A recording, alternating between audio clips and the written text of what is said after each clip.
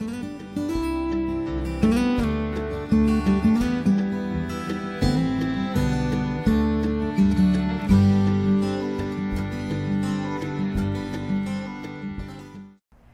hello everyone, and welcome to another episode here on the MIgardener channel. I'm so excited to bring to you this episode simply because August is approaching us.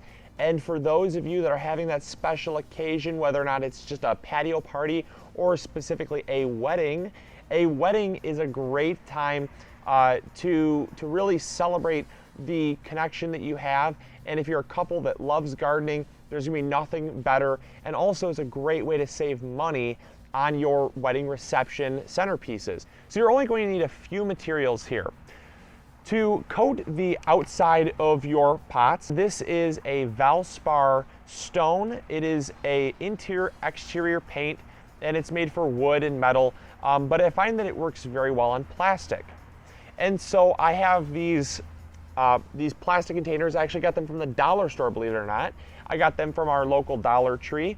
And they're a very durable plastic, but they hold up great, and the paint also sticks to them very well. It's not tacky, doesn't peel off, and that's awesome. So they're just big enough to make a beautiful centerpiece without it being too overwhelming.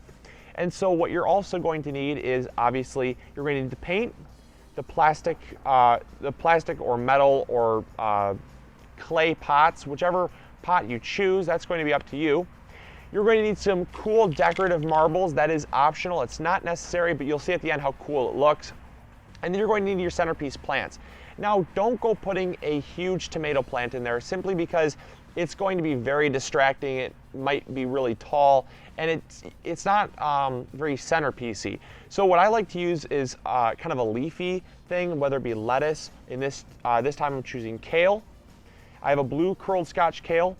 For the very center, I have a pepper plant because it's not too awful tall, but it's something different to kind of add that centerpiece eye catcher to it. And then I have herbs, because herbs are one of those things that as you have people that are maybe depending on the meal even, you can harvest some, you can have guests picking from it and adding it to their meal, some fresh herbs, or also just that fragrance that is just going to be so aromatic at that table that it's going to be impossible for it not to be the talk of the table.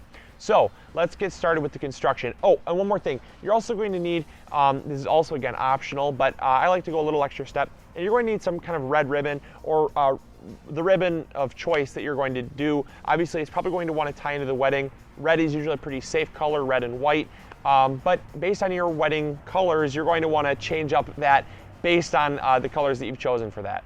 So the first thing you're going to want to do is you're going to want to spray your pot. You're going to just hold the pot level, but I find that with the spray-on enamel, the actual textured part of the enamel that comes out with this textured paint, you need to kind of tip the can upside down. Not really sure why, but I found that with most of these textured paint cans, you have to tip them upside down to get it to flow properly, but no worries, just tip it upside down and you can apply it that way. Then you're going to allow it to dry for about an hour or two before you can begin constructing your pots. So here we have that really cool texture, and you can add more if you would like a whiter, more full coat, but I kind of like how you can see the pot color underneath the texture. Just adds kind of a cool touch. Also, I've done a clay pot here, and this is just, you know, it's obviously a white or a cream with that texture, and it just looks really cool. Makes it kind of look almost like a Roman pillar white with the texture. I kind of like that. And so all we're going to do now is we're going to basically prepare our centerpiece now. Any potting soil is going to work.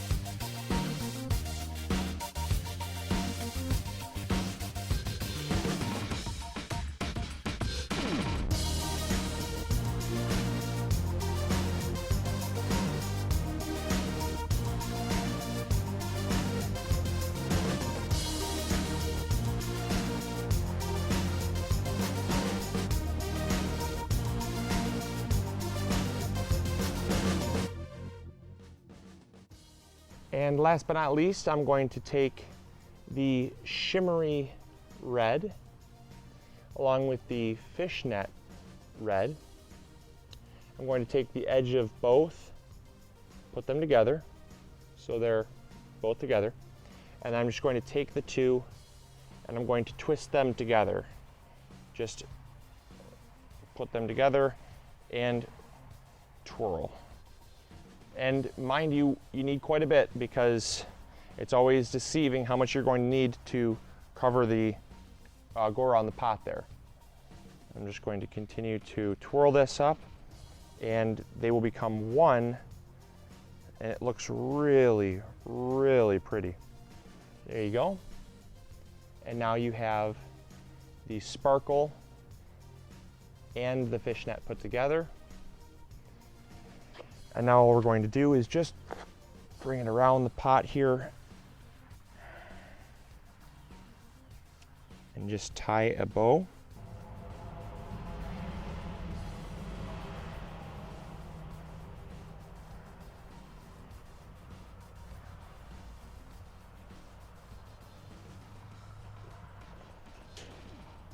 And then all you do is you cut off the excess and just clean it up.